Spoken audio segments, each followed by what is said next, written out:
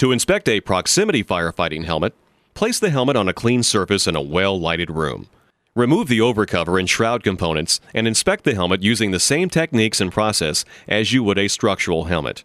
When inspecting the face shield of a proximity helmet, look for scratches, peeling, heat damage, and worn spots.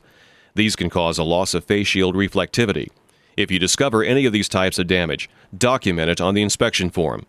Do not return the helmet to service until the face shield has been replaced. It cannot be repaired. Inspect your helmet's overcover and shroud components. Engage and disengage all attachments to make sure they work properly. Examine the Velcro for worn, abraded, or melted pieces. Test the elasticity at the brim of the cover. Make sure it's sufficient to hold the cover in place. Mark any attachment damage or wear on your inspection form. Closely examine the entire length of each seam on the cover and shroud.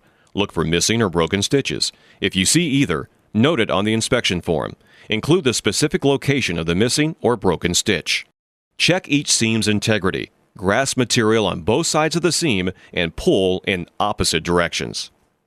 Work your way down the seam, testing the entire length. If you observe any looseness, note its location on the inspection form. Do not return the cover or shroud to service until the seam has been repaired. Inspect the aluminized fabric of the cover and shroud. Look for delamination, discoloration, thin spots, holes, tears, embrittlement, cracking, burns, abrasions, and worn spots. Also inspect the surface of the shroud's thermal lining.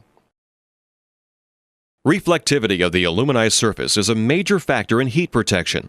If the reflective quality is dull, or if the aluminized surface is abraded or cracked to the degree where the bare fabric is exposed, the aluminized outer shell should be repaired or replaced. Document any damage you have discovered on your inspection form. Do not return the cover or shroud to service until it has been repaired. If the advanced inspection was satisfactory, reassemble the helmet with cover and shroud and return it to service. If it needs repair or additional testing, send it either to an ISP or manufacturer.